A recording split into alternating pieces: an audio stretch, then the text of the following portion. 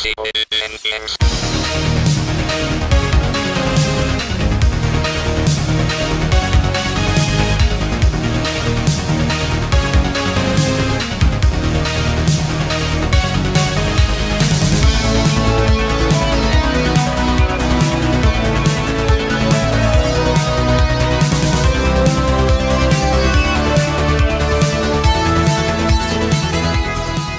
Alright guys and gals, Zypho here with another Amstrad CPC Hidden Gems video.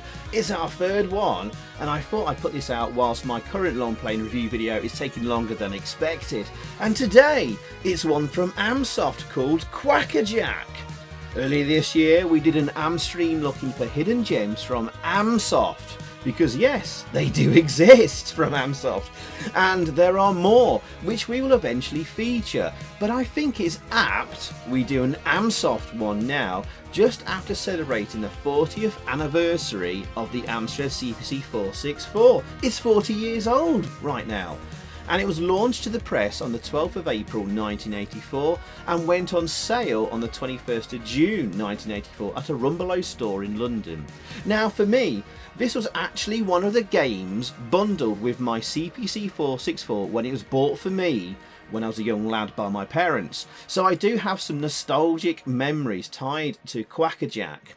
But thankfully, the chat on the live stream loved this game too, voting it in Hidden Gem status quite unanimously, with near enough hitting our 75% threshold.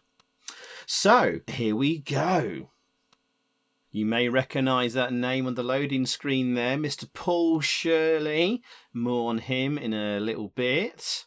And it says here, Quack A Jack is based on the FRP game Fandonia, thanks to Steve Cox. FRP stands for Fantasy Role Playing Game. And I cannot find anything on Google about that. Search high and low, can't find anything about Fandonia. But apparently the story, in the manual at least, is loosely based on the characters in that game. And you play as the hero Red Jack the Pirate King, the most stylish character in Fandonia, and you're off to the palace dungeons to plunder loot. But as you may have seen there on the previous screen, you're a duck in the game, and I don't know why. The box art, as you can see on the right there, has you as a weird looking dude in a red outfit. And we're going to redefine keys here quickly. And most importantly there, you can see you can shift a row. And I've got like shift left as Z and shift right as X. That's going to be very, very important. Okay. Yeah. You'll see why. Okay. Yeah, use joystick to move the duck. Why are we a duck? Anyway, let's enter the Vampire Rabbit's lair. I love the descriptions of the levels in this game. Right, so you control this duck, and you've got to collect 5 eggs, as it tells you at the top of the screen there. And watch out for the Vampire Rabbit. That's like weird space hopper thing there, blue thing moving very slowly around. And look, you can shift the tiles left and right. Did you see that there? There you go. And as you move, tiles disappear behind you and leave black spaces, and you cannot move into those black spaces. Those ghosts look filthy.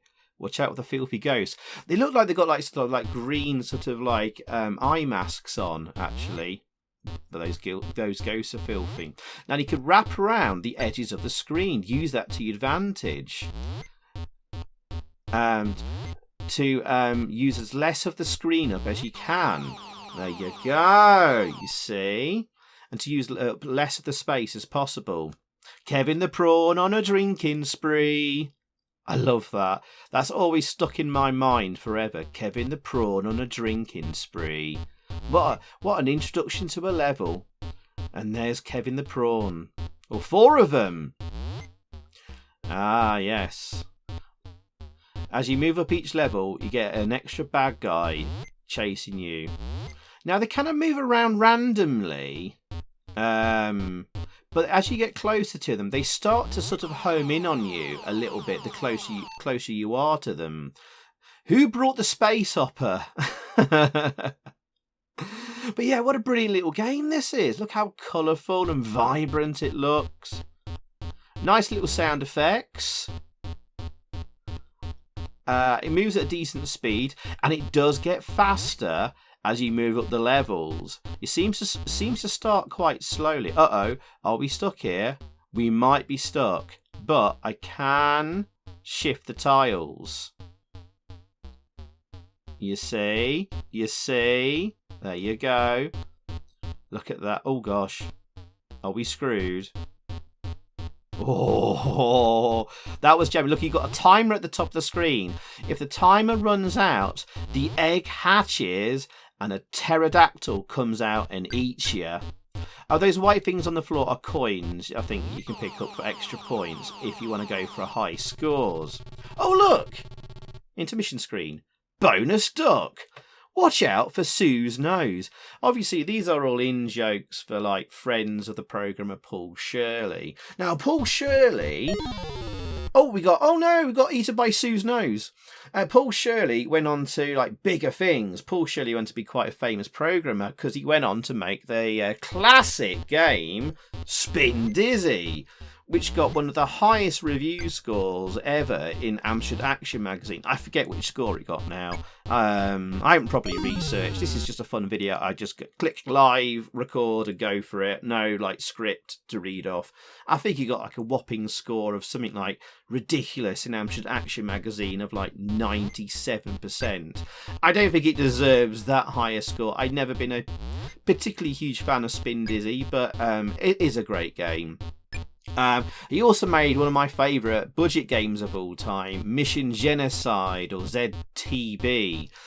Yeah, I'm not reading out what those initials and acronyms stands for, but Mission Genocide is that vertically scrolling shoot 'em up, which had silky smooth 50 frames per second scrolling on the Amstrad.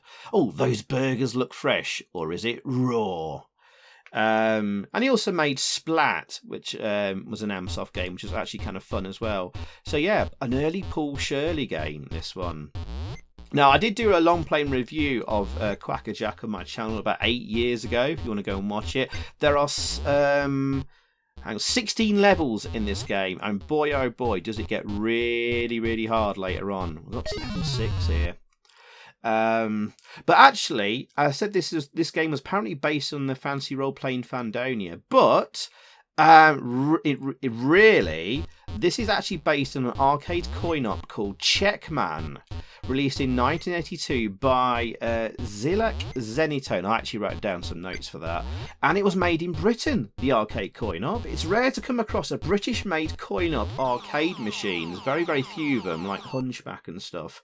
It's based on Namco's Galaxian arcade board, and apparently it sold well in Japan. There you go. And if you want to find another similar game to this on the Amstrad, I think there's a game called Grid Trap, which is another Checkman clone like this one. But there you go. Yeah. And there were 2 other games on the AMSOFT Hidden Gems Amstream that got Hidden Gem status. Shall I spoiler it here?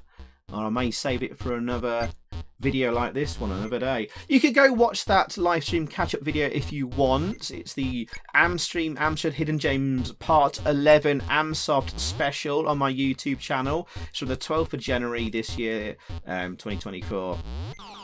But there's plenty more gems from AMSOFT that are not so hidden. I reckon Roland on the Ropes is a cracking game from AMSOFT that I still happily play today.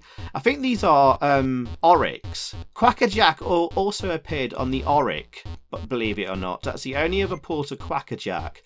No Specky or Commodore 64 port.